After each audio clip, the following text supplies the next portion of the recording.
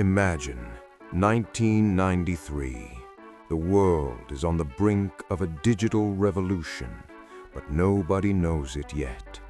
In a nondescript, slightly greasy Denny's diner in East San Jose, 3 engineers are sitting for hours at a sticky booth, nursing cups of free refill coffee.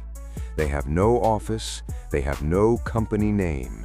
They don't even have a finished product. While most of Silicon Valley is busy building spreadsheets and word processors, these 3 have a vision that the world calls non-existent. They want to build a chip for video games. They want to master the art of 3D graphics, a niche so small at the time that experts simply laughed at them. Today, that company is worth more than the economies of entire nations. It is more valuable than Amazon and stands shoulder to shoulder with Apple and Microsoft. It is the beating heart of the artificial intelligence revolution, powering everything from the creative mind of ChatGPT to the digital eyes of self-driving cars. But this isn't just a success story. It is a story of how a company faced total annihilation 5 different times and survived by a hair's breadth every single time. This is a $4 trillion gamble. This is the insane, relentless, and improbable story of NVIDIA. And this is your personal masterclass on how the impossible becomes reality. To understand NVIDIA's all-or-nothing culture, you have to understand the man who leads it. Jensen Huang was born in Taiwan in 1963.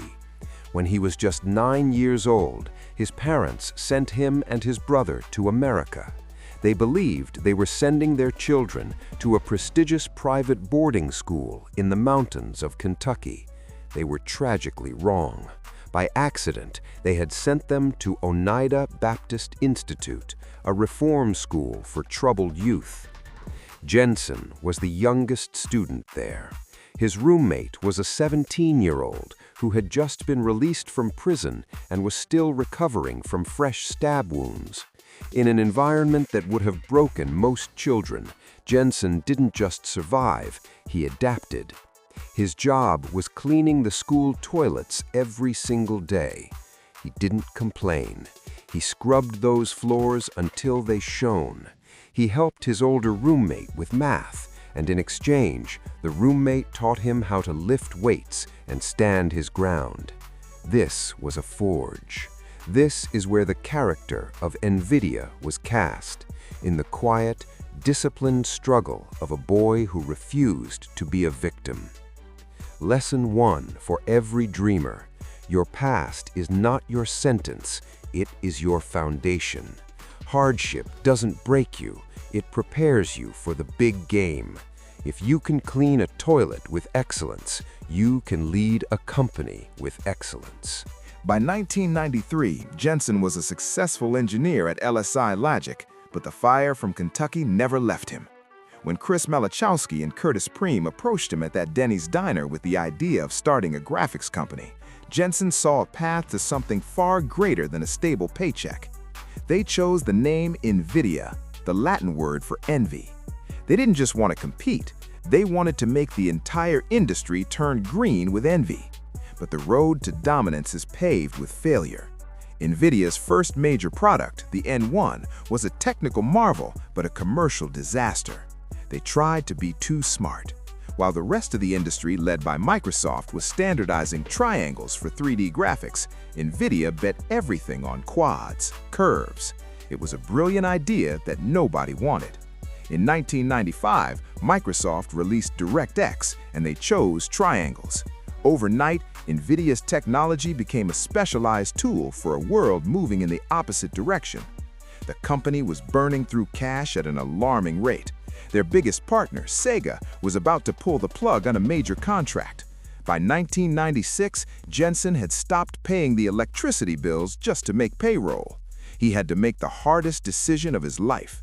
He laid off 70% of his staff, leaving only 35 people. They were exactly 30 days away from total bankruptcy. This 30-day death timer would become the company's defining mantra. Jensen gathered the survivors and told them, "We have one shot, one chip, the RIVA 128. They didn't have the money for physical prototypes. In a move that most experts called corporate suicide, Jensen bet the entire company on software emulation. They simulated the chip's behavior on other computers because they couldn't afford a single mistake at the factory. It was like trying to launch a rocket into space without ever testing the engines on the ground.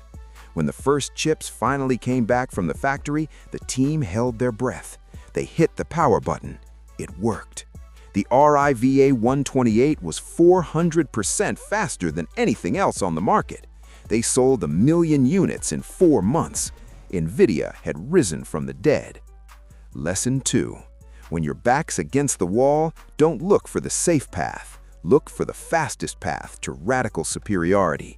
In business, as in life, sometimes you have to risk everything just for a chance to survive. The late 90s were a brutal battlefield. Companies like 3DFX, S3, and ATI were all fighting for the crown.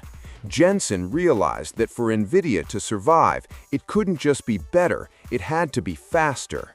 He implemented NVIDIA's Law, a product release cycle so aggressive it terrified the competition. They released a new architecture every 6 months, twice the speed of the rest of the industry. This relentless march led to the release of the GeForce 256 in 1999, which NVIDIA branded as the world's first GPU, or graphics processing unit. They weren't just making games look better, they were redefining what a computer could do, taking the heavy lifting away from the central processing unit. By the early 2000s, NVIDIA had won the war. They acquired their arch-rival 3DFX and became the kings of gaming. But Jensen was already looking at the next horizon. He realized that the complex math required to render a beautiful explosion in a video game was the exact same math needed to simulate molecules, predict weather, or decode the human genome. In 2006, Jensen made his most controversial bet yet, CUDA. He decided to spend hundreds of millions of dollars to make his gaming chips programmable for scientists and researchers. Wall Street was baffled. Investors and analysts asked, "Why are you wasting precious resources on a market that doesn't even exist?" NVIDIA's stock plummeted, losing 80% of its value during the financial crisis. For 6 long years, CUDA generated almost zero revenue. Critics called for Jensen's resignation. They said he was obsessed with a pipe dream. Jensen didn't blink. He told his team, "If we build it, they will come, because if we don't build it, they can't come." He was building a cathedral in the middle of a desert, waiting for the rain. The rain finally came in 2012. This was the Big Bang moment for artificial intelligence. A group of researchers used 2 off-the-shelf NVIDIA GeForce cards to train a neural network called AlexNet for an image recognition contest. They didn't just win, they crushed the competition, achieving a level of accuracy previously thought decades away. Suddenly, every tech giant in the world, Google, Facebook, and Amazon, realized that Jensen hadn't just built a tool for gamers. He had accidentally, through sheer foresight and stubbornness, built the fundamental engine for the most important technology in human history. Lesson 3. Long-term vision always beats short-term profit. If you believe in your idea, be prepared to be laughed at for years. Success is a marathon, not a sprint.